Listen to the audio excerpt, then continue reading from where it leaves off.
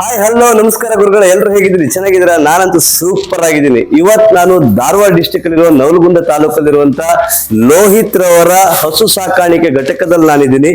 ಇವರು ITI ಮುಗಿಸಿ ಹಸು ಸಾಕಾಣಿಕೆಯನ್ನು ಆಯ್ಕೆ ಮಾಡಿಕೊಂಡು ಇವತ್ತು ಒಳ್ಳೆ ರೀತಿಯ ಉದ್ಯೋಗವನ್ನು ಮಾಡ್ತಾ ಇದ್ದಾರೆ. ಪ್ರಥಮವಾಗಿ ಲೋಹಿತ್ ಅವರಿಗೆ ನಾವು ಸ್ಟಾರ್ ದಿನ ಚಾನಲ್ಗೆ ವೆಲ್ಕಮ್ ಮಾಡೋಣ. ನಮ್ಮ ಜೊತೆಗೆ ಈಗ ಲೋಹಿತ್ ಸರ್ ಅವರು ಇದ್ದಾರೆ. ಲೋಹಿತ್ ಸರ್, ನಿಮ್ಗೆ ಸ್ಟಾರ್ ದಿನ ಚಾನಲ್ಗೆ ವೆಲ್ಕಮ್, ಸುಸ್ವಾಗತ ನಿಮ್ಗೆ. ದಯವಿಟ್ಟು ನಿಮ್ಮ ಅನುಭವದ ಮಾತನ್ನ ನಮ್ಮ ಯುವ ರೈತರಿಗೆ ನೀವು ತಿಳಿಸ್ಕೊಡ್ಬೇಕು. ನನ್ನ ಮೊದಲನೇ ಪ್ರಶ್ನೆ, ನೀವು ITI ಮುಗಿಸಿ ಈ ಒಂದು ವೃತ್ತಿಯನ್ನು ಆಯ್ಕೆ ಮಾಡ್ಕೊಂಡಿದ್ದೀರಿ. ಎಲ್ಲರೂ ITI ಮುಗಿಸಿ ಬೆಂಗಳೂರು, ಪುಣೆ ಅಂತ ಬೇರೆ ಬೇರೆ ಸಿಟಿಗಳಲ್ಲಿ ಸೆಟ್ಲ್ ಆಗ್ಬೇಕಂತ ಪ್ಲಾನ್ ಮಾಡಿದ್ರೆ, ಬಟ್ ನೀವೇನ್ ಮಾಡಿದ್ರಿ ಅಂದ್ರೆ ಹೈನುಗಾರಿಕೆನ ಆಯ್ಕೆ ಮಾಡ್ಕೊಂಡಿದ್ದೀರಿ. ಇದರ ಹಿಂದಿನ ಉದ್ದೇಶ ಏನ್ ಸರ್? ಉದ್ದೇಶ ಏನಿಲ್ರಿ, ಈಗ ಬೆಂಗಳೂರಿಗೆ ಹೋಗಿ ಅಲ್ಲಿ 20,000 ಅದು ಇದನ್ನ ನೌಕರಿ ಮಾಡೋದು ಎಲ್ಲ ಈಗ ಕಷ್ಟ ಐತಿ.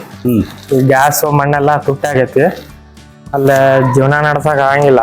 ಅದಕ್ಕೆ ಹಿಂಗ ಹಳ್ಳ್ಯಾಗ ಇವನ್ನೆಲ್ಲ ಉದ್ಯಮ ಮಾಡಿದ್ರೆ ಬದುಕ್ಬೋದು ರೈತ. ನೀವು ITI ನಲ್ಲಿ ಯಾವ ಕೋರ್ಸ್ ಮಾಡಿದ್ದೀರಾ? ಫಿಟ್ಟರ್ ಮಾಡಿದ್ದೀರಿ. ಫಿಟ್ಟರ್. ಓಕೆ. ಫಿಟ್ಟರ್ ಮಾಡಿ ಯಾಕೆ ಬೆಂಗಳೂರಲ್ಲಿ ಕೆಲಸ ಹುಡುಕ್ಲಿಲ್ಲ? ಅಲ್ಲೇ ಜೀವನ ಮಾಡೋದು ಕಷ್ಟ ಐತಿ, ಹೊಳ್ಳಿ 20,000 ಅಲ್ಲೇನ್ ಮಾಡೋದು ಅಂತ ಹೇಳಿ ಇಲ್ಲೇ ಹಳ್ಳ್ಯಾಗ ಏನಾರ ಮಾಡ್ಬೇಕಂತೇಳಿ ಇದನ್ನ ಆಯ್ಕೆ ಮಾಡ್ಕೊಂಡಿದ್ವಿ. ನೀವು ಉದ್ಯೋಗ ಹುಡುಕ ಬದಲು ಹೈನುಗಾರಿಕೆಯನ್ನ ಆಯ್ಕೆ ಮಾಡ್ಕೊಳಕ್ ಕಾರಣ ಏನು? ಬೇರೆ ಬೇರೆ ಕೆಲಸಗಳಿದ್ದು ಹೈನುಗಾರಿಕೆಯನ್ನೇ ಆಯ್ಕೆ ಮಾಡ್ಕೊಳಕ್ ಕಾರಣ ಏನು? ಹೈನುಗಾರಿಕೆ ಆಯ್ಕೆ ಮಾಡ್ಕೊಳಕ್ ಏನ್ ಕಾರಣ ಅಂದ್ರೆ ಇಲ್ಲೇ ಊರಾಗ ಇರ್ತೇವಿ, ತಂದೆ ತಾಯಿ ಕಣ್ಮುಂದೆ ಇರ್ತೇವೆ ಅಂತೇಳಿ ಈ ಆಪ್ಷನ್ ಚೂಸ್ ಮಾಡಿದ್ದು. Okay, good.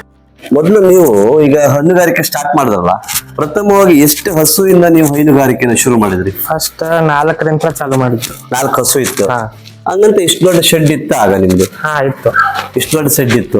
ಫಸ್ಟ್ ಶೆಡ್ ಮಾಡ್ಕೊಂಡ್ರಿ ನೀವು? ಫಸ್ಟ್ ಶೆಡ್ ಮಾಡಿ ಆಮೇಲೆ ಆಕಳ ಖರೀದಿ ಮಾಡಿದ್ವಿ. ಆಕಳ ಖರೀದಿ ಮಾಡಿದ್ರಿ. ಈ ತಳಿಗಳನ್ನ ಎಲ್ಲಿಂದ ತಂದ್ರಿ ನೀವು? ಎಲ್ಲ ಇಲ್ಲೇ ಲೋಕಲ್ ಹೌಸ್ ಬಾವಿ ಮಾರ್ಕೆಟ್ ಅಂತ ಹೇಳಿ ಹಿರೇಕೆರೂರ್ ಕಡೆ.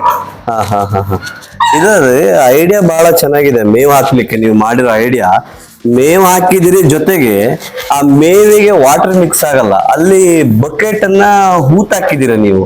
ಆ ಬಕೆಟ್ ಅನ್ನು ಹೂತಾಕಿದಿರಿ, ಅದನ್ನು ಒಮ್ಮೆ ನೋಡುವ. ನೋಡಿ ಸ್ನೇಹಿತರೆ, ಇಲ್ಲಿ ಐಡಿಯಾ ಎಷ್ಟು ಚೆನ್ನಾಗಿದೆ ಅಂದ್ರೆ, ಇಲ್ಲಿ ಮೇವು ಹಾಕ್ತಾರೆ, ಜೊತೆಗೆ ಆ ಸಿಮೆಂಟ್ ಹಾಕುವಾಗಲೇ ಅದಕ್ಕೆ ಬಕೆಟ್ ಅನ್ನ ಫಿಕ್ಸ್ ಮಾಡಿದ್ದಾರೆ. ನೋಡಿ, ಬಕೆಟ್ ಹಾಕ್ತಾರೆ, ಆ ಬಕೆಟ್ ಅಲ್ಲಿ ನೀರ್ ಹಾಕಂತದ್ದು, ಆ ನೀರನ್ನ ಹಸು ಕುಡಿತದೆ. ಸುಮಾರು 2 ಹಸುಗೆ ಒಂದೊಂದು ಬಕೆಟ್ ಅನ್ನೋ ರೀತಿಯಲ್ಲಿ ಇವರು ಫಿಕ್ಸ್ ಮಾಡಿದ್ದಾರೆ. ಇದು ನೋಡಿ, ಇಲ್ಲಿ ನೀರಿನ ಸಿಸ್ಟಮ್ ಅವ್ರು ಮಾಡಿದಾರಲ್ಲ, ಅದರಲ್ಲಿ ಆಟೋಮೆಟಿಕ್ ನೀರು ಈ ಹಸು ಕುಡಿದು ಖಾಲಿ ಮಾಡ್ದಂಗೆ ಮತ್ತೆ ಪಿಲ್ ಆಗತ್ತಂತೆ. ಸರ್ ಹೇಳಿ, ಅದು ಹೇಗದು? ಇದು ಆಟೋಮೆಟಿಕ್ ಸಿಸ್ಟಮ್ ಇದೆ. ಹೊರಗಡೆ ಫುಟ್ಬಾಲ್ ಕುಂದರ್ಸಿದೀವಿ. ಫುಟ್ಬಾಲ್ ಕುಂದರ್ಸಿ ಅದು ಒಂದ್ ಲೆವೆಲಿಗೆ ಬಂದ್ ನಿಂದಿರುತ್ತೆ ನೀರು. ಅದ್ ನೀರ್ ಈಗ ಹಸು ಕುಡಿದ ತಕ್ಷಣ ಮತ್ತೆ ವಾಪಸ್ ಅದೇ ತುಂಬಿಕೊಳ್ಳುತ್ತೆ. ಮೋಟ್ರ್ ಅದು ಏನಿಲ್ಲ, ತಾನೇ ಒಂದ್ ಫುಟ್ಬಾಲ್ ಸಿಸ್ಟಮ್ ಇದೆ ಹೊರಗಡೆ, ಅದನ್ನ ತೋರಿಸ್ತೀನಿ ಆಮೇಲೆ. ಆ ಮೂಲಕ ನೀರು ತುಂಬಿಕೊಳ್ಳುತ್ತೆ ವಾಪಸ್. ಸರ್, ಈಗ ಈ ಒಂದು ಶೆಡ್ ನಿರ್ಮಾಣ ಮಾಡಕ್ಕೆ ನಿಮ್ಗೆ ಎಷ್ಟು ಬಂಡವಾಳ ತಗಲ್ತು? ನಮಗೆ ಒಂದು 35 ಲಕ್ಷ ಖರ್ಚಾಗಿದೆ. ಇಷ್ಟು ಶೆಡ್ ರೆಡಿ ಮಾಡಕ್ಕೆ? ಈ ಶೆಡ್ ಅಲ್ಲಿ ನೀವು 2 ತರ ಮಾಡಿದ್ದೀರಿ. ಒಂದು ಹಸು ಸಾಕಾಣಿಕೆಗೆ, ಇನ್ನು ಹೊರಗಡೆ ಕುರಿಯನ್ನು ಕೂಡ ಮೇಯಿಸ್ಬೇಕು ಅನ್ನೋ ಪ್ಲಾನ್. ಕುರಿ ಸಾಕಾಣಿಕೆನೂ ಮಾಡಿದೀವಿ ಒಟ್ಟಿಗೆ ಒಂದೇ ಶೆಡ್ ಅಲ್ಲಿ. ಈಗ ಸರ್, ನೀವು ಇಲ್ಲಿ ನಿಮ್ಮ ಏನು ಹೈನುಗಾರಿಕೆ ಶೆಡ್ ಏನಿದೆ, ಇಲ್ಲಿ ಯಾವ ತಳಿ ಹಸುಗಳನ್ನು ನೀವು ಆಯ್ಕೆ ಮಾಡ್ಕೊಂಡಿದ್ದೀರಿ? ನಮ್ದು HF ಇದೆ, ಜರ್ಸಿ ಇದೆ. ಎರಡೇ ರೀತಿಲಿ ಆಯ್ಕೆ ಮಾಡ್ಕೊಂಡಿದ್ದೀರಿ, HF ಮತ್ತೆ ಜರ್ಸಿಯನ್ನ ಆಯ್ಕೆ ಮಾಡ್ಕೊಂಡಿದ್ದೀರಿ. ಸರಾಸರಿ ಒಂದು ಹಸು ಒಂದ್ ದಿನಕ್ಕೆ ಎಷ್ಟು ಲೀಟರ್ ಹಾಲು ಕೊಡ್ತದೆ ಸರ್? ಬೆಳಿಗ್ಗೆ ಸಂಜೆ 2 ಟೈಮ್ ಸೇರಿ? ಬೆಳಿಗ್ಗೆ ಸಂಜೆ ಸೇರಿ ಒಂದು 18 ಲೀಟರ್ ತನಕ ಬರುತ್ತೆ. 18 ಲೀಟರ್ ತನಕ ಒಂದು ಹಸುವಿಂದ ಬರ್ತದೆ. ಈಗ ನಿಮ್ಮ ಹತ್ರ ಎಷ್ಟು ಹಸು ಇದೆ? 12 ಇದಾವೆ. ಒಂದು 11 ಹಸು, 1 ಎಮ್ಮೆ. ಒಂದ್ ದಿನಕ್ಕೆ ಎಷ್ಟು ಲೀಟರ್ ಹಾಲು ಡೈರಿಗೆ ಹಾಕ್ತೀರಿ? ಒಂದು 140-150 ಲೀಟರ್ ಹಾಕ್ತೀವಿ. 140-150 ಲೀಟರ್ ಹಾಕ್ತೀರಿ. ಅಂದ್ರೆ ಪರ್ ಲೀಟರ್ 38 ರೂಪಾಯಿ. 38 ರೂಪಾಯಿ. ಇಷ್ಟು ಹಸುಗಳಿಂದ 16 ಹಸುಗಳಿದ್ದಾವೆ. ಅಷ್ಟರಿಂದ ಒಂದು 120 ಲೀಟರ್ಗಳಷ್ಟು ಹಾಲನ್ನ ಹಾಕ್ತಾರೆ. 38 ರೂಪಾಯಿ ಪರ್ ಲೀಟರ್ ಇವರಿಗೆ ಸಿಗ್ತಾ ಇದೆ. ಅಂದ್ರೆ 15 ಡೇಸಿಗೆ ಒಮ್ಮೆ KMF ಇಂದ ಬಿಲ್ ಆಗ್ತದೆ ಇವರಿಗೆ. ಅಂದ್ರೆ ಒಂದು 15 ಡೇಸಿಗೆ ಎಷ್ಟು ಬಿಲ್ ಆಗುತ್ತೆ ಸರ್ ನಿಮಗೆ? 15 ಡೇಸಿಗೆ ಒಂದು 75,000 ಆಗುತ್ತೆ. ಓಕೆ. 15 ದಿವಸಕ್ಕೆ 75,000 ರೂಪಾಯಿ ಇವರಿಗೆ ಈ ಹಾಲಿನ ಬಿಲ್ ಆಗ್ತದೆ. ಅಂದ್ರೆ ಒಂದು ತಿಂಗಳಿಗೆ 1.5 ಲಕ್ಷ ರೂಪಾಯಿ. ಹಂಗಂತ ಖರ್ಚಿಲ್ಲ ಅಂತಲ್ಲ, ಖರ್ಚು ವೆಚ್ಚಗಳು ಕೂಡ ಇದ್ದಾವೆ. ಈ ಖರ್ಚು ಅಂದಾಜು ಸರ್ ಒಂದು 15 ದಿವಸಕ್ಕೆ ನಿಮ್ಗೆ ಇಷ್ಟು ಹಸುಗಳಿಗೆ ಎಷ್ಟು ಬರ್ತಾ ಇದೆ ಖರ್ಚು? ಒಂದು 35 ಸಾವಿರ ಬರುತ್ತೆ. ಇಷ್ಟು ಹಸುಗಳಿಗೂ 35,000 ಬರುತ್ತೆ. ನೋಡಿ ಸ್ನೇಹಿತರೆ, ಯಾವುದೇ ಕೆಲಸ ಲಘು ಅಂತ ಕಡೆಗಿಲ್ಲ, ಅದು ಹೈನುಗಾರಿಕೆ ಅಂತೂ ಹೈಯೆಸ್ಟ್ ಇನ್ಕಮ್ ಕೊಡುವಂತ ಒಂದು ಕೆಲಸ ಆದ್ರಿಂದ ಇಷ್ಟು ಹಸುಗಳನ್ನು ಮೇಂಟೈನ್ ಮಾಡಿದ್ರು 30,000 ರಿಂದ 35,000 ರೂಪಾಯಿ ಅವರಿಗೆ ಖರ್ಚು ಬಂದ್ರೆ ಇವರಿಗೆ ಮಂತ್ಲಿ ಉಳಿಯುವಂತದ್ದು 1.5 ಲಕ್ಷದಲ್ಲಿ ಲೆಕ್ಕ ಹಾಕೊಳ್ಳಿ. 1,10,000 ರಿಂದ 1,20,000 ರೂಪಾಯಿ ಇವರಿಗೆ ಹೈನುಗಾರಿಕೆಯಿಂದ ಉಳಿತಾಯ ಆಗ್ತಾ ಇದೆ. ಸ್ನೇಹಿತರೆ, ಇದನ್ನ ಹೇಳೋದು ನೌಕರಿ ಚೌಕರಿ ಅನ್ನೋದು, ಇವರು ITI ಈಗ ಮುಗಿಸಿ ಪಿಟ್ಟರ್ ಕೆಲಸವನ್ನ ಮಾಡ್ಲಿಕ್ಕೆ ಶುರು ಮಾಡಿದಿದ್ರೆ ಯಾವುದೇ ಕಂಪನಿಯವರಿಗೆ 20 ರಿಂದ ಹೈಯೆಸ್ಟ್ 30,000 ರೂಪಾಯಿ ಇವರಿಗೆ ಸಂಬಳ ಕೊಡ್ತಾ ಇತ್ತು. ಅದು ಬೆಂಗಳೂರಿನಂತ ನಗರದಲ್ಲಿ ಜೀವನ ಮಾಡ್ಲಿಕ್ಕೇನೆ 15-20,000 ಖರ್ಚಾಗ್ತಾ ಇತ್ತು. 10,000 ರೂಪಾಯಿ ಪಾಕೆಟ್ ಮನಿ ತರ ಉಳಿಸೋ ಬದಲು ಇವರು ಯೋಚನೆ ಬೇರೆ ರೀತಿಯಲ್ಲಿ ತಿರುಗಿಸಿ ಇವತ್ತು ಹೈನುಗಾರಿಕೆ ಕಡೆ ಮುಖ ಮಾಡಿದ್ರು. ಇವರು ಮಂತ್ಲಿ 1 ರಿಂದ 1,20,000 ರೂಪಾಯಿ ಉಳಿತಾಯ ಮಾಡ್ತಾ ಇದ್ದಾರೆ. ಇದಕ್ಕೇನೆ ಹೇಳ್ತಾ ಇರೋದು ನೌಕರಿ ಚೌಕರಿ ಅನ್ನೋದು. ಸ್ವಂತ ಉದ್ಯೋಗ ಕೋಟಿಯಷ್ಟು ಬೆಳೆಸುತ್ತೆ ನಮ್ಮನ್ನ, ಆದ್ರೆ ಯಾರ್ದೋ ಒಬ್ಬರ ಕೈಯಲ್ಲಿ ಅಡಿಯಾಳಾಗಿ ಕೆಲಸ ಮಾಡೋದಿದೆಯಲ್ಲ, ಅದು ಬಹಳ ಕಷ್ಟ. ಅದು ರೈತರ ಮಕ್ಕಳಿಗಂತೂ ಮಾಡ್ಲೇಬಾರ್ದು. ರೈತರ ಮಕ್ಕಳಾದವರು ಆದಷ್ಟು ಹೈನುಗಾರಿಕೆ, ಕೋಳಿ ಸಾಕಾಣಿಕೆ ಮತ್ತು ರೈತಾಭಿಯನ್ನೇ ಮಾಡಿಕೊಂಡು ಅತಿ ಹೆಚ್ಚಿನ ಲಾಭವನ್ನು ಪಡಿಬೇಕನ್ನೋ ಉದ್ದೇಶದಿಂದನೇ ಇಂಥ ವಿಡಿಯೋಗಳನ್ನು ನಾನು ಮಾಡಿ ನಿಮಗೆ ತೋರಿಸ್ತಾ ಇರುವಂತದ್ದು. ದಯವಿಟ್ಟು ಪ್ರೇರಣೆ ಆದವರು ಇಂತಹ ಯುವಕರನ್ನ ಸಂಪರ್ಕ ಮಾಡಿ. ಸರ್ ಅವರ ನಂಬರ್ ಅನ್ನ ಕೆಳಗೆ ಕೊಟ್ಟಿರ್ತೀನಿ, ಅವರ ಮಾಹಿತಿಯನ್ನ ಅವರಿಂದ ಪಡ್ಕೊಳ್ಳಿ, ಯಾವ ರೀತಿ ಮಾಡಿದ್ರಂತ. ಇನ್ನು ಹೆಚ್ಚಿನ ವಿಶೇಷತೆಗಳನ್ನ ನೀವು ಬೆರೆಸಿ ಅದರಲ್ಲಿ ಹೆಚ್ಚಿನ ಇನ್ಕಮ್ ಮಾಡಕ್ಕೆ ಅವಕಾಶ ಆಗ್ಲಿ ಅಂತ ಹೇಳ್ತಾ ನೆಕ್ಸ್ಟ್ ಮುಂದೆ ಹೋಗೋಣ. ಇವರ ಹೈನುಗಾರಿಕೆ ಪೂರಾ ಡೀಟೇಲ್ ಅನ್ನ ನಾವು ಕೇಳ್ತಾ ಹೋಗೋಣ. ವಿಶೇಷವಾದ ಪ್ರಶ್ನೆ ನಿಮ್ಮನ್ನ ನೋಡಿದಾಗ ಕಾಡ್ತಾ ಇರೋದು, ಯಾಕೆಂದ್ರೆ ನೀವು ಯುವ ರೈತರು. ಈಗ ಈ ಒಂದು ಹೈನುಗಾರಿಕೆಯಲ್ಲಿ ಸಾಕಷ್ಟು ವರ್ಷದ ಅನುಭವ ನಿಮ್ಗೆ ಇರಲ್ಲ. ನಿಮ್ಮ ಫ್ಯಾಮಿಲಿಯಲ್ಲಿ ಯಾರಾದ್ರೂ ಮಾಡಿದ್ರೆ ಇರ್ತದೆ, ಅಥವಾ ಬೇರೆ ಬೇರೆ ಹಿರಿಯ ರೈತರು ಅಂತ ತಿಳ್ಕೊಬಹುದು. ನಾನು ಒಂದು ಪ್ರಶ್ನೆ ನಂಗೆ ವಿಶೇಷವಾಗಿ ಕಾಡ್ತಾ ಇರೋದು, ಈ ಹಸುಗಳ ಆಯ್ಕೆ ಮಾಡಂತ ಸಂದರ್ಭದಲ್ಲಿ ಯಾವ ವಿಚಾರಗಳನ್ನ ಗಮನದಲ್ಲಿ ಇಟ್ಕೊಂಡು ನೀವು ಈ ಹಸುಗಳನ್ನ ಆಯ್ಕೆ ಮಾಡ್ಕೋತೀರಿ ಈಗ ಪರ್ಚೇಸ್ ಮಾಡುವಾಗ? ಈಗ ನಾವು ಹಸು ತರಾಕದು ಹೋದಾಗ ಇವರಿಗೆ ಹೈನುಗಾರಿಕೆ ಅನುಭವ ಐತಿ, ಅದಕ್ಕೆ ಹಿಂಗಾಗಿ ಇವ್ರನ್ನೂ ಕರ್ಕೊಂಡು ಹೋಗಿರ್ತೇವೆ ಜೊತೆಗೆ. ಆಕಳ ಅದು ಪರ್ಚೇಸ್ ಮಾಡುವಾಗ ಅದಕ್ಕೆ ಇದ್ರ ಮಾಹಿತಿ ಇವ್ರು ಕೊಡ್ತಾರೆ. ನೀವು ಹೇಗೆ ಹಸು ಆಯ್ಕೆ ಹೇಗೆ ಮಾಡ್ತೀರಿ? ಹಸು ಆಯ್ಕೆ ಮಾಡುವಾಗ ರೀ ಕೆಚ್ಚಲ 4 ಮಲಿ ಸಂಸುದ್ದ ನೋಡ್ಬೇಕು. ಅದ್ರಾಗ ಕೆಚ್ಚಲ ಬಾವಿಂದ ಇರ್ತಾವು. ಈ ನರ ಏನಿರ್ತೈತ್ರಿ ಜೋಡಣೆ ನೇರವಾಗಿ ನರ ಉಬ್ಬುತ್ತಿರ್ಬೇಕು. ಆದ ಹಾಲು ಇಳುವರಿ ಹೆಚ್ಚಿಗೆ ಬರ್ತಾಯಿದೆ ಸರ್. ಮತ್ತು ಮೇಲಾಗಿ ಈ ಮುಕುಳಿ ಚಿನ್ನಿ ಚೌಕ್ ಇರುತ್ತ, ಏರಿ ಕೆಚ್ಚಲ ಬಾವು ಕೆಳಗಿರುತ್ತ, ಮೇಗೂ ಇರುತ್ತ. ಅದನ್ನ 4 ಸಂಸುದ್ದ ಮಲಿ ಹಿಂಡಿ ನೋಡಿ ಆಮ್ಯಾಗ ನಾವು ಚೇಸ್ ಮಾಡ್ಬೇಕಾಕತಿ. ಮತ್ತು ಮೇಲಾಗಿ ಆಕಳ ಕುತ್ತಿಗೆ ಸರ ಸಣ್ಣ ಹಾಲು ಭಾಳ ಬರ್ತಾಯಿದೆ ಸರ್. ಅದು ಕುತ್ತಿಗೆ ಸರ ಸಣ್ಣ ಇತ್ತಂದ್ರೆ ಹಾಲು ಬರ್ತಾ ಇರೋದಿಲ್ಲ. ಹಾಲು ಗಿಡ್ಡ ತರ ಇರಬೇಕು, ದಪ್ಪಗಟ್ಟ ಇರಬೇಕು. ಅದರಲ್ಲಿ ಹಾಲು ಉತ್ಪತ್ತಿ ಹೆಚ್ಚಿಗೆ ಆಗ್ತದೆ ಸರ್.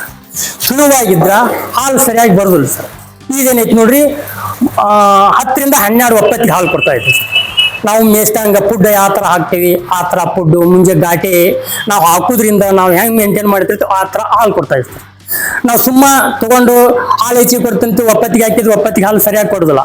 ಮೇನ್ ಮಾಡೋದು ಮೇಂಟೈನ್ ಯಾವ ಥರ ಮಾಡ್ತೇವೆ ಆ ಮೇಂಟೈನ್ ಸರಿಯಾಗಿದ್ರೆ ಎಲ್ಲ ಕರೆಕ್ಟ್ ಆಗ್ತದೆ. ಓಕೆ ಸರಿ. ಒಟ್ಟ ಹಸು ಆಯ್ಕೆ ಮಾಡುವಾಗ ನೀವು ಇವ್ರನ್ನ ಕರ್ಕೊಂಡು ಹೋಗ್ತೀರಿ. ಈಗ ಸರ್ ಹೇಳಿದಾಗೆ ನಮ್ಮ ರೈತರು ಹಸುವನ್ನು ಆಯ್ಕೆ ಮಾಡುವಾಗ ಕೆಚ್ಚಲು ಮತ್ತೆ ಅಲ್ಲಿ ಏನು ನರ ಇರ್ತವೆ, ಮತ್ತೆ ಈ ಕಡೆ ಹಿಂದ್ಗಡೆ ಭಾಗ, ಮತ್ತೆ ಏನು ಗೋಣು, ಅವೆಲ್ಲ ನೋಡೋದ್ರ ಬಗ್ಗೆ ಬಹಳಷ್ಟು ಒಳ್ಳೆ ಮಾಹಿತಿಯನ್ನು ಕೊಟ್ರಿ. ಇದು ನಮ್ಮ ರೈತರಿಗೆ ಉಪಯೋಗ ಆಗತ್ತೆ ಅಂತ ನಾನು ತಿಳ್ಕೊತೀನಿ, ಭಾವಿಸ್ತೀನಿ. ನಿಮ್ಗೆ ಧನ್ಯವಾದಗಳು ಸರ್, ಖುಷಿ ಆಯ್ತು ನಿಮ್ಮ ಈ ಮಾಹಿತಿಗೆ. ತುಂಬಾ ಧನ್ಯವಾದಗಳು ಸರ್. ಈಗ ಹಸು ಸಾಕಾಣಿಕೆ ಅಂದ್ಬಿಟ್ರೆ ಕಾಯಿಲೆ ಅಂತೂ ಸಾಮಾನ್ಯ ಇದ್ದಿದ್ದೆ. ಕಾಯಿಲೆನೆ ನಮ್ಮ ರೈತರಿಗೆ ಬಹಳಷ್ಟು ನೋವು ಕೊಡ್ತಾ ಇರೋಂಥದ್ದು. ಈ ಹಸುಗಳಿಗೆ ಕಾಯಿಲೆಗಳು ಬಂದೇ ಬರ್ತವೆ. ಇದನ್ನ ಯಾವ ರೀತಿ ನೀವು ಮೇಂಟೈನ್ ಮಾಡ್ತೀರಿ ಕಾಯಿಲೆ ಬರ್ದಿರೋ ರೀತಿ? ನಾವು ಸ್ವಚ್ಛತಾ ಕಾಪಾಡ್ಕೊಂತೇವಿ. ಮೊದಲು ಸ್ವಚ್ಛತಾ, ಕಾಲೊಳಗೆ ರಾಡಿ ಅದು ಇರಬಾರ್ದು, ಕ್ಲೀನ್ ಇದ್ದಷ್ಟು ರೋಗ ಕಡಿಮೆ. ಆಮೇಲೆ ಫೀಡ್ ಯೂಸ್ ಮಾಡ್ತೇವೆ. ಮೇನ್ ಫೀಡ್ ಚೆನ್ನಾಗಿರೋ ಫೀಡ್ ಹಾಕಿದ್ರೆ ಕಾಯಿಲೆ ಬರೋದು ಕಡಿಮೆ. ಆಮೇಲೆ ಏನಾರ ಅದಕ್ಕೆ ಜ್ವರ ಅದು ಬಂದಿದ್ದೆಲ್ಲ ಇವರೇ ನೋಡ್ಕೊಂತಾರೆ. ಇವರೇ ನಮ್ಮಲ್ಲಿ ಇದನ್ ಮಾಡೋರು, ಮೇಂಟೈನ್ ಮಾಡೋರು. ಈಗ ಈ ಫಾರ್ಮ್ ಅಲ್ಲಿ ಈ ಹಸುಗಳಿಗೆ ಮೇವು ಮತ್ತೆ ಅದಕ್ಕೆ ಔಷಧಿಗಳನ್ನ ಇವರೇ ನೋಡ್ಕೊಳ್ಳೋದು. ಯಾವ ರೀತಿ ಸರ್ ಇದನ್ನ ಮೇಂಟೈನ್ ಮಾಡ್ತೀರಾ? ಯಾವ ಕಾಯಿಲೆಗಳು ಬರ್ತವೆ, ಔಷಧಿಗಳನ್ನ ಯಾವ ರೀತಿ ಮೇಂಟೈನ್ ಮಾಡ್ತೀರಾ? ಏನಿಲ್ಲ ಸರ್, ನಾವು ಫುಡ್ ಅದು ಹಾಕ್ತಾ ಹೋಗ್ತೇವ್ರಿ. ಇವ ಒಂದೊಂದು ದನಕ್ಕೆ ಕಾಯಿಲೆ ಜ್ವರ ಬಂದವ್ರಿ, ಅದು ಏನು ತಿನ್ನಂಗಿಲ್ಲ ಸರ್. ಅವತ್ತಿನಾಗ ನೆಸಿಗೆ ನಾವು 4 ಗಂಟೆಗೆ ಫುಡ್ ಕೊಡಾಕ ಹೊಂತೀವಿ ಅಂದ್ರೆ ಸರ್, ಅದು ಏನೂ ತಿನ್ನಂಗಿಲ್ಲ ರೀ. ಅದು ಅವಾಗ ನಮಗೆ ಗೊತ್ತಾಗತ್ತೆ ರೀ ಸರ್ ಅದಕ್ಕೆ ಜ್ವರ ಬಂದಾವ ಅನ್ನೋದು. ಆವತ್ನಾಗ ನಾವು ಡಿಗ್ರಿ ತೊಗೊಂಡು ಚೆಕ್ ಮಾಡ್ರಿ, ಅವಾಗ ಆಗಿಂದಾಗ ಗುಳಿಗೆ ಕೊಡ್ತೇವೆ ಸರ್ ಅದಕ್ಕೆ. ನೀವೇ ಇದಕ್ಕೆ ಡಾಕ್ಟ್ರು? ಹೌದ್ರಿ. ಓಕೆ. ನಾವು ಇದೆಲ್ಲ ಹಸುಗೆ ಜ್ವರ ಬಂದ ತಕ್ಷಣ ಇವ್ರಿಗೆ ಗೊತ್ತಾಗತ್ತೆ, ಇಮಿಡಿಯೇಟ್ ಅದಕ್ಕೆ ಇವರು ಔಷಧಿಯನ್ನ ಹಾಕಿ ಗುಣ ಮಾಡ್ಕೊಳ್ತಾರೆ. ಮತ್ತೆ ಮೇವನ್ನ ಇವರೇ ಮೇಂಟೈನ್ ಮಾಡೋದು, ಬಹಳ ಚೆನ್ನಾಗಿ ಮೇವು ಮೇಂಟೈನ್ ಮಾಡ್ತಾರೆ. ನೋಡಿ ಇಲ್ಲೆಲ್ಲ ಮೇವು ಕಂಪ್ಲೀಟ್ ಆಗಿದೆ, ಮತ್ತೆ ನೀರ್ ಸಪ್ಲೈ ಕೂಡ ಬಹಳ ಚೆನ್ನಾಗಿದೆ, ತುಂಬಾ ಚೆನ್ನಾಗಿ ನೋಡ್ಕೊತಾ ಇದ್ದಾರೆ. ಬಟ್ ಹೈಟೆಕ್ ಆಗಿ ಈ ಒಂದು ಶೆಡ್ ನಿರ್ಮಾಣ ಆಗಿದೆ. ಈ ರೀತಿ ನಿರ್ಮಾಣ ಮಾಡಿಕೊಂಡು ಹಸು ಸಾಕಾಣಿಕೆ ಮಾಡಿದ್ರೆ ಬಹಳ ಚೆನ್ನಾಗಿದೆ. ಮತ್ತೆ ಇಲ್ಲೇನಂದ್ರೆ ಗಾಳಿ ಬೆಳಕಿಗೆ ಕೊರತೆ ಇಲ್ಲ, ಮತ್ತೆ ಬಹಳ ಕ್ಲೀನ್ ಇದೆ, ಮ್ಯಾಟ್ ಎಲ್ಲ ಹಾಕಿ ಬಹಳ ಕ್ಲೀನ್ ಇದೆ. ಈ ಕ್ಲೀನ್ ಇರೋದ್ರಿಂದನೇ ಈ ಹಸುಗಳಿಗೆ ಕಾಲು ಬಾಯಿ ರೋಗ ಅಂತ ಒಂದು ಬರ್ತದಲ್ಲ, ಈ ರೋಗಗಳು ಬರೋದಿಲ್ಲ. Clean very important. ಇವ್ರು ಕ್ಲೀನ್ ಬಹಳ ಚೆನ್ನಾಗಿದೆ, ಒಂದು ಮನೆ ಹೆಂಗಿದೆ ಹಂಗಿದೆ. ಇಲ್ಲಿ ಯಾವುದೇ ವಾಸನೆ ಏನು ಬರ್ತಾ ಇಲ್ಲ, ಅಷ್ಟು ನೀಟ್ನೆಸ್ ಅನ್ನ ಇಲ್ಲಿ ಮೇಂಟೈನ್ ಮಾಡಿದ್ದಾರೆ. ಹಾಗಾಗಿ ಈ ಹಸುಗಳಿಗೆ ರೋಗ ಕಡಿಮೆ ಅಂತ ಇವತ್ತು ನಮ್ಮ ಲೋಹಿತ್ ಅವರು ಮತ್ತೆ ಒಂದು ಮೇಂಟೆನೆನ್ಸ್ ಮಾಡ್ತಿರುವಂತ ಅವರ ಸಿಬ್ಬಂದಿ ಕೂಡ ಹೇಳ್ತಾ ಇರುವಂತದ್ದು. ಈಗ ನಮ್ಮ ಹುಡುಗರಿಕೆಯಲ್ಲಿ ಬಹಳಷ್ಟು ಬಂಡವಾಳ ಇರೋದಿಲ್ಲ. 1 ಲಕ್ಷ 2 ಲಕ್ಷ ರೂಪಾಯಿ ನಾನು ಬಂಡವಾಳ ಹಾಕ್ತೀನಿ, ಹೈನುಗಾರಿಕೆಯನ್ನ ಶುರು ಮಾಡ್ತೀನಿ ಅನ್ನೋರಿಗೆ ನೀವು ಯಾವ ರೀತಿ ಮಾರ್ಗದರ್ಶನ ಮಾಡ್ತೀರಿ? ಇಲ್ಲ, ಅದ್ರೊಳಗೂ ಮಾಡಕ್ ಬರ್ತೈತಿ. ಆದ್ರ ಶೆಡ್ ಕಡಿಮೆ ಖರ್ಚಿನಾಗ ಹಾಕಿ ನಾವು ಇದಕ್ಕೆ ನೆಲಕ್ಕದು ಬಾಳ ಖರ್ಚು ಮಾಡೇವಿ. ಎರೆ ಭೂಮಿ, ಹೌದೌದು, ನಮ್ದು ಮಣ್ಣು ಕುಸಿಯುತ್ತೆ, ಗಟ್ಟ ಆಗಲ್ಲ ಅಂತೇಳಿ ಇದು ಮಾಡಿದ್ದು. ಈಗ ನಾವಿಲ್ಲಿ ಹೊರಗಡೆ ಮಾಡಿದೀವಿ, ಅದು 1-1.5 ಲಕ್ಷ ರೂಪಾಯಿನಲ್ಲಿ ಆಗುತ್ತೆ ಶೆಡ್. ಆ ಟೈಪ್ ಮಾಡ್ಬೋದು ರೈತ ಶೆಡ್. ಶೆಡ್ಡಿಗೆ ಬಹಳ ದುಡ್ಡು ಹೋಗ್ಬಿಟ್ರೆ ಹಸು ಎಲ್ಲಿಂದ ಖರೀದಿ ಮಾಡೋದೊಂದು ಪ್ರಶ್ನೆ. ಹೌದು. ಹಾಗೆ ಅದು ಮಾಮೂಲಾಗಿ ಸಿಂಪಲ್ ಒಂದು ಹಸು ಶೆಡ್ ಅನ್ನು ಮಾಡಿಕೊಂಡು ಹಸು ಖರೀದಿ ಮಾಡಿದ್ರೆ ಓಕೆ, 1-2 ಲಕ್ಷ ರೂಪಾಯಲ್ಲಿ ಮುಗಿಬಹುದು. ಚಿಕ್ಕ ಬಂಡವಾಳದಲ್ಲೂ ಕೂಡ ಒಂದು ಹೈನುಗಾರಿಕೆಯನ್ನು ಮಾಡಿ ಲಾಭ ಮಾಡಬಹುದು. ಇನ್ನೊಂದು ವಿಶೇಷ ನೋಡ್ತಾ ಇದ್ದೀನಿ, ಈ ಕಬ್ಬಣ ಪಟ್ಟಿಗೆ ಕೆಳಗಡೆ ಡ್ರಮ್ ಇದೆ, ಎಷ್ಟು 200 ಲೀಟರ್ ಬ್ಯಾರಲ್ ಅನ್ಸುತ್ತೆ, ಆ ಬ್ಯಾರಲ್ ಹಾಕಿ ಮಾಡಿದಿರ ನೀವು, ಏನ್ ಉದ್ದೇಶ ಇದು? ಇದು ಕಡಿಮೆ ಖರ್ಚಿನಲ್ಲಿ ಆಗುತ್ತೆ ಅಂತ ಹೇಳಿ ಮಾಡಿದ್ದು. ಆಮೇಲೆ ಈಗ ಅದ್ ಒಳಗಡೆ ಅದನ್ನ ಗೋಡೆ ಕಟ್ ಮಾಡಿದೇವಲ್ಲ, ಅದು ಎಲ್ಲರ ಸಂಧಿ ಒಳಗಡೆ ಉಣ್ಣೆ ಸೇರ್ಕೊಳ್ತವೆ. ಇದ್ರಲ್ಲಿ ಹಂಗಾಗಲ್ಲ, ಅದೊಂದು ಪ್ಲಸ್ ಪಾಯಿಂಟ್ ಇದೆ. ಅಂದ್ರೆ ಈ ಹಸುಗಳಿಗೆ ಕಡಿಯಂತ ಉಣ್ಣೆ ಆ ಹುಳುಗಳಲ್ಲಿ ಸೇರ್ಕೊಂಡು ಅವುಗಳ ಕಡಿತವೆ ಅನ್ನೋ ಉದ್ದೇಶಕ್ಕೆ ಆ ಒಂದು ಸಿಮೆಂಟ್ ಇಂದ ಮಾಡ್ರೆ. ಬಟ್ ಇದ್ರಲ್ಲಿ ಆತರ ಆಗೋದಿಲ್ಲ, ಇದ್ರಲ್ಲಿ ಆಗಲ್ಲ. ಮೇವು ಮೇಯಿಸ್ಲಿಕ್ಕೆ ಬಹಳ ಚೆನ್ನಾಗಿ ಮಾಡಿದ್ದಾರೆ. ಓಕೆ, ಖುಷಿ ಆಯ್ತು. ಮತ್ತೆ ಇಲ್ಲೊಂದು ನೋಡ್ದೆ ನಾನು, ಇದೇನಿದು? ಇದು ಕುರಿ ಶೆಡ್ ಮಾಡಿದ್ದು. ಕುರಿ ಸಾಕ್ಬೇಕಂತ ಹೇಳಿ ಹೈಟೆಕ್ ಮಾಡ್ಕೊಂಡಿದೀವಿ. ದೊಡ್ಡ ಶೆಡ್ ಮಾಡಿಲ್ಲ, ಒಂದ್ 30 ಮರಿ ಹಿಡಿಯೋಷ್ಟು ಇಲ್ಲ ಒಳಗಡೆನೆ ಮಾಡ್ಕೊಂಡಿದೀವಿ. ನೋಡಿ, ಇದು ಅವ್ರ ಶೆಡ್ ಎಂಟ್ರನ್ಸ್. ಅಲ್ಲಿ ಬರುವಾಗಲೇ ಅದಕ್ಕೆ ಕುರಿ ಸಾಕಾಣಿಕೆಗೆ ಬೇಕಾಗಿರುವಂತ ಒಂದು ಸ್ಟೆಪ್ ಮಾಡಿದ್ದಾರೆ. ನೆಕ್ಸ್ಟ್ ಇಲ್ಲಿ ಹಸು ಒಳಗಡೆ ಹೋಗುತ್ತೆ, ಈ ಕಡೆ ಪಕ್ಕದಲ್ಲಿ ಒಂದು ಕುರಿ ಸಾಕಾಣಿಕೆಗೆ ಸೆಟ್ ಮಾಡಿದ್ದಾರೆ. ಈ ಮಧ್ಯದಲ್ಲಿ ಕುರಿ ಮೇಲ್ ಹೇಗ್ ಹತ್ತದು ಅಂತ ಯೋಚನೆ ಮಾಡಬೇಡಿ, ಅಲ್ಲಿ ಮೇಲ್ ಹತ್ಲಿಕ್ಕೆ ಅವ್ರು ಸ್ಟೆಪ್ಸ್ ಮಾಡಿದ್ದಾರೆ. ಬಟ್ ಇಲ್ಲಿ ಹಸು ಹೋಗಕ್ ತೊಂದರೆ ಆಗತ್ತಂತ ಆ ಸ್ಟೆಪ್ಸ್ ನ ರಿಮೂವ್ ಮಾಡಿ ಸೈಡ್ ಅಲ್ಲಿ ಇಟ್ಟಿದ್ದಾರೆ. ಹಸು ಕಾಲ್ ತಾಗಬಾರ್ದು, ಕಾಲಿಗೆ ನೋವು ಆಗ್ಬಾರ್ದು, ಗಾಯಗಳಾಗಬಾರ್ದು ಅನ್ನೋ ಉದ್ದೇಶ ಇಟ್ಕೊಂಡು ಇದನ್ನು ಬಹಳ ಚೆನ್ನಾಗಿದೆ. ಸಿಂಪಲ್ ಆಗಿ ಒಂದು ಕುರಿ ಸಾಕಾಣಿಕೆಗೆ ಬೇಕಾಗಿರುವಂಥದ್ದು ಅಲ್ಲೊಂದು 30-40 ಕುರಿ ಅಂತ ಆರಾಮಾಗಿ ಸಾಕ್ಬೋದು. ಅದಕ್ಕೆ ಮೇವು ಕೂಡ ಹಾಕ್ಲಿಕ್ಕೆ ಒಂದು ಟಬ್ ರೀತಿಯಲ್ಲಿ ವ್ಯವಸ್ಥೆ ಮಾಡಿದ್ದಾರೆ, ಬಹಳ ಚೆನ್ನಾಗಿದೆ. ಯಾವ್ದಾದ್ರು ಜಾಬ್ ಸಿಕ್ಕಿತ್ತಾ? ಇಲ್ಲ, ಜಾಬ್ ಏನ್ ಇದನ್ನ ಹುಡ್ಕಕ್ ಹೋಗಿಲ್ಲ, ಇದನ್ನೇ ಆಯ್ಕೆ ಮಾಡ್ಕೊಂಡಿದ್ದು. ಮೊದ್ಲಿಂತ್ರನೂ ತಲೆಯಲ್ಲಿ ಇದೇ ಇತ್ತು, ಹೈನುಗಾರಿಕೆ. ಅದಕ್ಕೆ ಹಿಂಗಾಗಿ ಇದನ್ನೇ ಮಾಡಿದ್ದು. ಓಕೆ, ಖುಷಿ ಆಯ್ತು. ಮತ್ತೆ ಹೈನುಗಾರಿಕೆ ಮಾಡ್ತೀನಿ ಅಂದ ತಕ್ಷಣ ನಿಮ್ ಮನೇಲಿ ಯಾರು ವಿರೋಧ ಮಾಡ್ಲಿಲ್ವಾ? ಇಲ್ಲ, ಇಲ್ಲೇ ಊರಲ್ಲೇ ಏನಾದ್ರು ಮಾಡಿ ಇಲ್ಲೇ ಇರ್ತಾರೆ ಅಂತ ಹೇಳಿ ಅವರು ಪ್ರೋತ್ಸಾಹಿಸಿದ್ದಾರೆ, ಪ್ರೋತ್ಸಾಹ ಕೊಟ್ರು ಮನೇಲಿ ಕೂಡ. ಓಕೆ, ಈಗ ನೀವು ಮಾಡ್ಕೊಂಡಿರೋ ಈ ಒಂದು ಹೈನುಗಾರಿಕೆ ಏನ್ ವರ್ಕ್ ಇದೆ, ಈ ಜರ್ನಿ, ಇದು ನಿಮ್ಗೆ ಈಗ ಮನಸ್ಸಿಗೆ ತೃಪ್ತಿ ಇದೆಯಾ ಸರ್? ಸಮಾಧಾನ, ನೆಮ್ಮದಿ ಇದೆ. ನೆಮ್ಮದಿ ಇದೆ, ಏನ್ ಚಿಂತೆ ಇಲ್ಲ. ಇಲ್ಲ. ಓಕೆ ಸರ್, ಈಗ ಇಷ್ಟು ಹಸು ಇದೆಯಲ್ಲ, ಇದನ್ನೀಗ ಹಾಲು ಕರಿಯೋದು ಹೇಗೆ? ಹಾಲು ಇದನ್ನ ಮಿಲ್ಕಿಂಗ್ ಮೆಷಿನ್ ಅಂತ ಕರಿತೀವಿ ನಾವು. ಮಿಲ್ಕಿಂಗ್ ಮೆಷಿನ್ ಹಾಸನಿಂದ ತರಿಸಿದ್ವಿ, KDM ಅಂತ ಹೇಳಿ. ಅವ್ರ ಕಡೆ ಯಂತ್ರ ಮಷಿನ್ ತರಿಸಿದ್ವಿ. ಮಷಿನ್ ಅಲ್ಲೇ ಕರಿತೀರಿ? ಹೌದು. ಯಾವ್ದನ್ನು ಕರಿಯಲ್ಲ. ಕರೆಂಟ್ ಮಷಿನ್ ಅಥವಾ solar machine sir? Current machine. Current machine. ನಾವು ಕರೆಂಟ್ ಹೋದಾಗ ಅದನ್ನ ಪೆಟ್ರೋಲ್ ಜನರೇಟರ್ ಇಟ್ಕೊಂಡಿದೀವಿ. ಜನರೇಟ್ ಕೂಡ ಜನರೇಟರ್ ಇದೆ, ಹಾಲ್ ಕರಿಯಾಗ ಏನು ಸಮಸ್ಯೆ ಬರೋದಿಲ್ಲ, ಏನ್ ತೊಂದ್ರೆ ಆಗಲ್ಲ. ಓಕೆ ಓಕೆ ಸರ್, ನಿಮ್ಮ ಹತ್ರ ಇಷ್ಟು ಹಸುಗಳಿದಾವೆ, ಇಷ್ಟು ಹಸುಗಳಿಗೂ ಮೇವು ಬೇಕು, ಒಳ್ಳೆ ಮೇವು ಬೇಕು, ಹಸಿರು ಹುಲ್ಲು ಮತ್ತೆ ಇವೆಲ್ಲ ಮಿಕ್ಸ್ ಬೇಕು. ಈ ಮೇವನ್ನ ನೀವೇ ಏನಾದ್ರು ಬೆಳೆಸ್ತೀರಾ? ನಾವೇ ಬೆಳೆಸ್ತೀವಿ, ನಮ್ ಹೊಲದಲ್ಲೇ ಇಲ್ಲೇ ಪಕ್ಕದಲ್ಲೇ ಇದೆ. ನೋಡ್ಬರೋಣ ಬನ್ನಿ. ಬನ್ನಿ. ಇದು ನಮ್ದು ಮೇವ್ ಇಲ್ಲೇ ನಮ್ ಹೊಲದಲ್ಲೇ ಬೆಳ್ಕೊಂತೀವಿ ನಾವು ಬೆಳ್ಕೊಂಡ್ರೆ ನಮ್ಗೆ ಖರ್ಚು ಕಡಿಮೆ. ನೇಪಿಯರ್? ನೇಪಿಯರ್. ಇದು ಜೋಳ. ನೇಪಿಯರ್ ಅಲ್ಲಿದೆ. ಗ್ರೀನ್ ನೇಪಿಯರ್ ಇದೆ, ಆಮೇಲೆ ಆ ಸೈಡ್ ರೆಡ್ ನೇಪಿಯರ್ ಇದೆ, ಒಳ್ಳೆ COF 31 ಅಂತ ಒಂದಿದೆ. ನಮ್ಗೆ ಇಲ್ಲೇ ನಮ್ಮ ಹೊಲದಲ್ಲೇ ಬೆಳ್ಕೊಂತೀವಿ, ಖರ್ಚು ಕಡಿಮೆ. ಜೋಳ, ಗ್ರೀನ್ ನೇಪಿಯರು ಮತ್ತೆ ರೆಡ್ ನೇಪಿಯರು ಇವರೇ ಬೆಳ್ಕೊತಾರೆ. ಹಾಗಾಗಿ ಹಸುಗಳಿಗೆ ಫಲವತ್ತಾದಂತ ಊಟ ಕೂಡ ಇಲ್ಲೇ ಸಿಕ್ಕತ್ತೆ. ಅದಕ್ಕೆ ಒಳ್ಳೆ ರೀತಿಯ ಹಾಲು ಬೇಕು ಅಂತಂದ್ರೆ ಒಳ್ಳೆ ರೀತಿಯ ಮೇವು ಕೊಡಬೇಕು. ಮೊದಲು ಮೇವಿಗೂ ಬೇಕಾಗಿರೋ ವ್ಯವಸ್ಥೆ ನೋಡಿ ಎಂತ ಪ್ಲಾನಿಂಗ್ ಅಂದ್ರೆ ಗ್ರೀನ್ ನೇಪಿಯರ್, ರೆಡ್ ನೇಪಿಯರ್ ಮತ್ತೆ ಹೈಟೆಕ್ ಆಗಿರುವಂತ ಒಂದು ಹೈನುಗಾರಿಕೆ ಶೆಡ್ ಬಹಳ ಪ್ಲಾನಿಂಗ್ ಆಗಿ ಮಾಡಿರುವಂತದ್ದು ಇದು. ಹಾಗಾಗಿ ಇದು ಹೈಟೆಕ್ ಶೆಡ್ ಅಂತಾನೆ ಹೇಳ್ಬೇಕು ಇದಕ್ಕೆ. ಮತ್ತೆ ಮೇವು ಕಟಾವು ಮಾಡ್ಲಿಕ್ಕೆ ಪಕ್ಕದಲ್ಲಿದೆ, ಅದನ್ನು ಕೂಡ ತೋರಿಸ್ತೀನಿ ಬನ್ನಿ. ಸರ್ ಇದು ಕೆಂಪು ರೆಡ್ ಮೇವ್ ಅಂತ. ಇಲ್ಲಿ ಕಡ್ಲಿ ಸೊಪ್ಪು ಹಾಕಿದ್ದೇವಿ.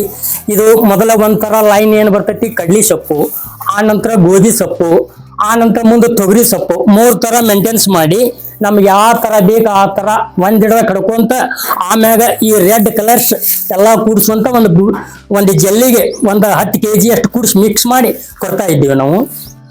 ಅಂದ್ರೆ ಇದರಲ್ಲಿ 3 ತರ ಗಿಡಗಳದಿದೆಯಾ? ಹೌದು ಸರ್. ಇದು ಹುಡುಕಿಂದ 1ನೇ ಸ್ಟೆಪ್ ಕಡ್ಲಿ ಸೊಪ್ಪು, ಗೋಧಿ ಪಟ್ಟು, ಆ ನಂತರ ತೊಗರಿ ಸೊಪ್ಪು, 3 ಸೊಪ್ಪು ಮಾಡಿ ಕೊಡ್ತಾ ಇದೆ ಸರ್. 3 ಸಿಗತ್ತೆ, ಜೊತೆಗೆ ರೆಡ್ ನೇಪಿಯರ್ ಸಿಗುತ್ತೆ ಸರ್. ಆಮೇಲೆ ಗ್ರೀನ್ ನೇಪಿಯರ್, ಗ್ರೀನ್ ನೇಪಿಯರ್ ಐತಿ ಸರ್. ಇವೆಲ್ಲ ಮಿಕ್ಸ್ ಮಾಡಿ ಕೊಡ್ತೀರಿ? ಮಿಕ್ಸ್ ಮಾಡಿ ಕೊಡ್ತಾ ಇದೆ ಸರ್. ಬಹಳ ಪೌಷ್ಟಿಕವಾದಂತ ಆಹಾರನೇ ಕೊಡ್ತಾ ಇದ್ದೀರಿ, ಅದಕ್ಕೆ ಊಟಕ್ಕೇನು ಕೊರತೆ ಮಾಡ್ತೀರಾ? ಸಿಕ್ಕಾಪಟ್ಟೆ ಕೊಡ್ತಾ ಇದ್ದೀರಿ, ಖುಷಿ ಆಯ್ತು ನೋಡಿದೆ. ನೋಡಿ ಈ ರೀತಿಯಲ್ಲಿ ರೈತರಿಗೆ ಒಂದು ಒಳ್ಳೆ ಪಾಠ ಇದು. 3 ಮೇವುಗಳನ್ನ ಮಿಕ್ಸ್ ಮಾಡಿದ್ದಾರೆ ಇವರು. ಇದು 3 ಲೇಯರ್ ಇದೆ ಇದರಲ್ಲೇನೆ, ಈ ಹೊಟ್ಟಲ್ಲಿ 3 ಲೇಯರ್ ಮಿಕ್ಸ್ ಮಾಡಿದ್ದಾರೆ, 3 ತರದ್ದು. ಜೊತೆಗೆ ಇದರಲ್ಲಿ ರೆಡ್ ಮತ್ತೆ ಗ್ರೀನ್ ನೇಪಿಯರ್ ಅನ್ನ ಮಿಕ್ಸ್ ಮಾಡ್ಕೊಂಡು ಕೊಡ್ತಾ ಇದ್ದಾರೆ. ಅಂದ್ರೆ ಉತ್ಕೃಷ್ಟವಾದ ಹಾಲು ಸಿಗ್ಬೇಕನ್ನೋ ಒಂದು ವಿಚಾರ ಇಟ್ಕೊಂಡು ಮಾಡಿದ್ದೆ ಹೈನುಗಾರಿಕೆ ಅಂದ್ಮೇಲೆ ಹಾಲು ಜಾಸ್ತಿ ಬರ್ಬೇಕು. ಹಾಲು ಜಾಸ್ತಿ ಬಂದ್ಮೇಲೆ ರೈತರಿಗೆ ಲಾಭ ಇರೋದು. ಅದಕ್ಕೋಸ್ಕರನೇ ಒಳ್ಳೆ ಫುಡ್ ಅನ್ನ ಇವತ್ತು ಇವರು ಹಸುಗಳಿಗೆ ಕೊಡ್ತಾ ಇದ್ದಾರೆ. ಈ ರೀತಿ ಒಳ್ಳೆ ಫುಡ್ ಸಿಕ್ಕಿದ್ರೆ ಮಾತ್ರ ಹಸುಗಳಿಂದ ಹೆಚ್ಚಿನ ಹಾಲನ್ನ ನಾವು ನಿರೀಕ್ಷೆ ಮಾಡೋದಕ್ಕೆ ಸಾಧ್ಯ. ಉತ್ತಮವಾದ ಮೇವಿನ ಮೇಂಟೆನೆನ್ಸ್ ಇದು ಯಾರು ಬೇಕಾದ್ರೂ ಇದನ್ನ ನೋಡಿ ಒಂಚೂರು ಇದನ್ನ ನೀವು ಫಾಲೋ ಮಾಡಬಹುದು. ಈ 3 ರೀತಿಯ ಮೇವು ಜೊತೆಗೆ ರೆಡ್ ನೇಪಿಯರ್ ಜೊತೆಗೆ ಗ್ರೀನ್ ನೇಪಿಯರ್, ಬಹಳ ಖುಷಿ ಆಯ್ತು ಇದನ್ನ ನೋಡಿ. ಈ ರೀತಿ ಮಾಡೋದ್ರಿಂದ ಅತಿ ಹೆಚ್ಚು ಹಾಲನ್ನು ನಾವು ಹಸುಗಳಿಂದ ಪಡ್ಕೊಳ್ಳೋಕೆ ಸಾಧ್ಯ ಆಗುತ್ತೆ. ಓಕೆ ಸ್ನೇಹಿತರೆ, ಈ ಒಂದು ಬೇಲಿ ಆಚೆಗೆ ನಿಮಗೊಂದು ಕೃಷಿ ಹೊಂಡ ಕಾಣ್ತಾ ಇರ್ಬೋದಲ್ಲ, ನೋಡ್ತಾ ಇದ್ರಲ್ಲ, ಆ ಕೃಷಿ ಹೊಂಡ ಕೂಡ ಇವ್ರದ್ದು, ಲೋಹಿತ್ ಅವ್ರದೇನೆ. ಇದು ಯಾಕೆ ಮಾಡಿದಾರೆ ಅನ್ನೋ ಒಂದು ವಿಚಾರನ ಕೇಳ್ಬೇಡಣ. ಹೇಳಿ ಸರ್, ಅದನ್ನ ಯಾಕೆ ಮಾಡಿದ್ರಿ? ನಮ್ಗೆ ಇಲ್ಲೇ ನೀರಿನ ಅನುಕೂಲ ಇರ್ಲಿಲ್ಲ, ಅದಕ್ಕೆ ಹಿಂಗಾಗಿ ಕೃಷಿ ಹೊಂಡ ಮಾಡ್ಕೊಂಡ್ರೆ ನಮ್ಗೆ ವರ್ಷ ಪೂರ್ತಿ ದನಕ್ಕ ಕರುಗಳಿಗೆ ನೀರ್ ಕುಡಿಯಕ್ ಆಗತ್ತೆ ಅಂತ ಹೇಳಿ ಮಾಡಿದೀವಿ. ನಮ್ದು ನಾವೇ ಸ್ವಂತ ಖರ್ಚಿನಲ್ಲಿ ಮಾಡಿದ್ದು. ಒಂದು 72,000 ಸಬ್ಸಿಡಿ ಬಂದಿದೆ ಅದರದ್ದು, ಗೌರ್ಮೆಂಟ್ ಇಂದ ಎನರ್ಜಿ ಇದ್ರದ್ದು ಬಂದಿದೆ. ಆಮೇಲೆ ನಮ್ ಸೈಜ್ 100x100 ಇದೆ, ಡೆಪ್ತ್ 18 ಫೂಟ್ ಇದೆ. ಆಮೇಲೆ ನಮ್ಗೆ ವರ್ಷ ಪೂರ್ತಿ ದನ ಕರುಗಳಿಗೆ ಅಷ್ಟೇ ಉಪಯೋಗ ಮಾಡ್ತೀವಿ. ಏನಾರ ಎಮರ್ಜೆನ್ಸಿ ಇದ್ದಾಗ ಹೊಲಕ್ಕೆ ಯೂಸ್ ಮಾಡಿರ್ತೀವಿ. ಒಳ್ಳೆ ಇಲ್ಲೇ ಪಕ್ಕದಲ್ಲೇ ನಮ್ಗೆ ಕಾಲುವೆ ಇದೆ, ಮಲಪ್ರಭಾ ನೀರು ಇಲ್ಲ ಚಾನಲ್ ಇದೆ. ಇಲ್ಲಿಂತ್ರನೇ ನಾವು ಒಳಗಡೆ ಅದನ್ನೇ ನೀರ್ ಬಿಟ್ಕೊಳ್ಳೋದು. ಮಳೆ ನೀರ್ ಬಂದ್ರೆ ಮಳೆ ನೀರು, ಇಲ್ಲ ಅವ್ರು ಡ್ಯಾಮ್ ನೀರ 6 ತಿಂಗಳು ಬಿಟ್ಟಿರ್ತಾರೆ, ಅದನ್ನೇ ಉಪಯೋಗ ಮಾಡ್ಕೊಂತೀವಿ. ಆಮೇಲೆ ನಮ್ಮ ಹಳ್ಳಿ ಕಡೆ ಎಲ್ಲಾ ಬೋರ್ ಬೀಳಲ್ಲ, ಬಿದ್ರು ಪೂರಾ ಸೌಳ್ ನೀರು, ಉಪ್ಪು ಜಾಸ್ತಿ ಇರುತ್ತೆ. ಆ ಉದ್ದೇಶಕ್ಕಾಗಿ ನಾವು ಕೃಷಿ ಹೊಂಡ ಮಾಡ್ಕೊಂಡಿದೀವಿ. ಓಕೆ ಥ್ಯಾಂಕ್ ಯು ಸ್ನೇಹಿತರೆ. ಗೊತ್ತಾಯ್ತಲ್ಲ ನೋಡಿ, ಈ ಒಂದು ಕೃಷಿ ಹೊಂಡದಿಂದ ಅವರು ನೀರನ್ನ ವರ್ಷ ಪೂರ್ತಿ ಹೈನುಗಾರಿಕೆಗೆ ಉಪಯೋಗ ಮಾಡಕ್ಕೆ, ಹಸುಗಳಿಗೆ ಕುಡಿಯೋಕೆ ಉಪಯೋಗ ಮಾಡ್ತಾರೆ, ಮತ್ತೆ ಅವ್ರ ತೋಟಕ್ಕೆ ಉಪಯೋಗ ಮಾಡ್ತಾರೆ. ಅವ್ರಿಗೆ ಒಂದು ವರದಾನ ಅಂದ್ರೆ ಅವ್ರ ಕೃಷಿ ಹೊಂಡ, ಅದ್ರ ಪಕ್ಕದಲ್ಲೇನೆ ಒಂದು ಚಾನಲ್ ಹೋಗಿದೆ, ಸಬ್ ಚಾನಲ್, ಅದರಿಂದ ಕೂಡ ನೀರನ್ನು ಅವ್ರು ಫಿಲ್ ಮಾಡ್ಕೊತಾರೆ. ಮತ್ತೆ ಮಳೆ ಆಧಾರಿತ ನೀರು ಫಿಲ್ ಮಾಡ್ಕೊಂಡು ವರ್ಷ ಪೂರ್ತಿ ಇದನ್ನು ಹೈನುಗಾರಿಕೆ ಕೃಷಿಗೆ ಬಳಕೆಯನ್ನು ಮಾಡ್ಕೊಳ್ತಾ ಇದ್ದಾರೆ. ಈಗ ನಾವು ಹೈಟೆಕ್ ಫಾರ್ಮ್ ನೋಡಾಯ್ತು, ಹಸುಗಳ ಸಾಕಾಣಿಕೆ ನೋಡಾಯ್ತು, ಮೇವು ನೋಡಾಯ್ತು. ಇದೆಲ್ಲ ಆದ್ಮೇಲೆ ಹಸುಗಳಿಂದ ರಿಟರ್ನ್ಸ್ ಬರುವಂತದ್ದು ಇನ್ನೊಂದಿದೆ, ಅದೇ ಹಸುವಿನ ಸಗಣಿ. ಆ ಒಂದು ತಿಪ್ಪೆಯನ್ನು ಕೂಡ ಇವರು ಇಲ್ಲಿ ಮಾಡಿದ್ದಾರೆ. ಈ ತಿಪ್ಪೆಯಿಂದ ಕೂಡ ಸಣ್ಣ ಇನ್ಕಮ್ ಇಲ್ಲ, ಅದರಿಂದ ಕೂಡ ಒಳ್ಳೆ ಇನ್ಕಮ್ ಇದೆ. ಯಾವ ರೀತಿಯಲ್ಲಿ ಇದರಿಂದ ಇನ್ಕಮ್ ಮಾಡ್ತಿದ್ದಾರೆ ಅಂತ ರೋಹಿತ್ ಅವ್ರ ಬಾಯಲ್ಲಿ ನಾವು ಎತ್ತು ಕೇಳೋಣ. ನಮ್ಗೆ ವರ್ಷಕ್ಕೆ ಸುಮಾರು ಒಂದು 40-50 ಗಾಡಿ ತಿಪ್ಪೆ ಗೊಬ್ಬರ ಸಿಗುತ್ತೆ. ಅದ್ ನಮ್ ಹೊಲಕ್ಕೆ ಯೂಸ್ ಮಾಡ್ತೀವಿ ನಾವು. ಈಗ ಹೊರಗಡೆ ಕೊಂಡ್ಕೊಳಕ್ ಹೋದ್ರೆ 6-7 ಸಾವಿರ ಇದೆ ಒಂದೊಂದು ಟ್ರ್ಯಾಕ್ಟರ್ ಲೋಡಿಗೆ.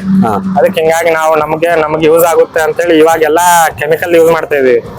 ಯೂರಿಯಾ ಆಯ್ತು, DAP ಆಯ್ತು, ಇದನ್ನ ಹಾಕಿದ್ರೆ ಅದನ್ನ ಕಡಿಮೆ ಮಾಡ್ಬೋದು. ಎಲ್ಲ ನಾವು ಈಗ ತಿನ್ನೋದ್ರಲ್ಲೂ ಕೆಮಿಕಲ್ಲೇ ಇದೆ ಇವಾಗ. ಹೌದೌದು, ಅದಕ್ಕೆ ನಾವು ಇದ್ರ ಮೇಲೆ ಜಾಸ್ತಿ ಫೋಕಸ್ ಮಾಡ್ತಾ ಇರೋದು ಇವಾಗ. ಕಂಪ್ಲೀಟ್ ನಿಮ್ಮ ಕೃಷಿನೂ ಕೂಡ ಸಾವಯವ ಮಾಡ್ಬೇಕನ್ನೋ ಉದ್ದೇಶದಿಂದ, ಅಂದ್ರೆ ಇದು ಪೂರಕವಾಗಿ ನಿಮ್ಗೆ ಗೊಬ್ಬರ ಕೊಡ್ತದೆ. ನೀವು ಹೈನುಗಾರಿಕೆಯಿಂದ ಗೊಬ್ಬರ ತಕೊಂಡು ನೀವು ಕೃಷಿನ ಕಂಪ್ಲೀಟ್ಲಿ ಸಾವಯವ ಮಾಡ್ತಾ ಇದ್ದೀರಾ. Very good. ಸಾಮಾನ್ಯ ನೀವು ಔಟ್ ಸೈಡ್ ಕೊಡ್ತೀರಾ ಇದನ್ನ? ಇಲ್ಲ ನಮ್ಗೆ ಸಾಲಲ್ಲ ಇದು. ಓಕೆ, ಔಟ್ ಸೈಡ್ ಕೊಟ್ಟರು ನಿಮ್ಗೆ ಎಷ್ಟು ಅಂದಾಜು ಎಷ್ಟು ಲೋಡ್ ಸಿಗುತ್ತೆ ವರ್ಷಕ್ಕೆ? ವರ್ಷಕ್ಕೆ ಒಂದು 40 ಲೋಡ್ ಸಿಗುತ್ತೆ. 40 ಲೋಡ್ ಗೊಬ್ಬರ ನೀವು ಮಾಡ್ತೀರಾ? ಒಂದು ಲೋಡ್ ಗೊಬ್ಬರಕ್ಕೆ ಎಷ್ಟಿದೆ ಅಂದಾಜು? 6,000-7,000 ಇದೆ. ಅಂದ್ರೆ ಸಾಮಾನ್ಯ ಸಾಮಾನ್ಯ ಗೊಬ್ಬರ ಇವರು ಔಟ್ಸೈಡ್ ಕೊಟ್ರು ಕನಿಷ್ಠ 2.5 ಲಕ್ಷ ರೂಪಾಯಿನ ಗೊಬ್ಬರನೇ ಆಗುತ್ತೆ. ಅಂದಾಜು ಮಾಡಿ ಇಷ್ಟು ಗೊಬ್ಬರ 2.5 ಲಕ್ಷ ರೂಪಾಯಿಂದು ಸಗಣಿ ಗೊಬ್ಬರನೇ ಆಗುತ್ತೆ. ಯಾವುದು ಕೂಡ ವೇಸ್ಟ್ ಅನ್ನೋದಿಲ್ಲ. ಹಾಗಾಗಿನೇ ಹಸುಗಳಿಂದ ಬರುವಂಥದ್ದು ಯಾವುದು ವೇಸ್ಟ್ ಇಲ್ಲ ಅನ್ನೋಂಥದ್ದು. ಕಲ್ಪವೃಕ್ಷ ಹೆಂಗೆ ಎಲ್ಲವೂ ಉಪಯೋಗಕ್ಕೆ ಬರುತ್ತೋ ಅದೇ ರೀತಿ ಹಸುವಿಂದ ಬರುವಂಥದ್ದು, ಗೋವಿಂದ ಬರುವಂಥದ್ದು ಪ್ರತಿಯೊಂದು ಉಪಯೋಗಕ್ಕೆ ಬರುತ್ತೆ. ಸಗಣಿ ಗೊಬ್ಬರ ಕೂಡ ಉಪಯೋಗ ಬರುತ್ತೆ, ಹಣ ಮಾಡಿಕೊಡುತ್ತೆ.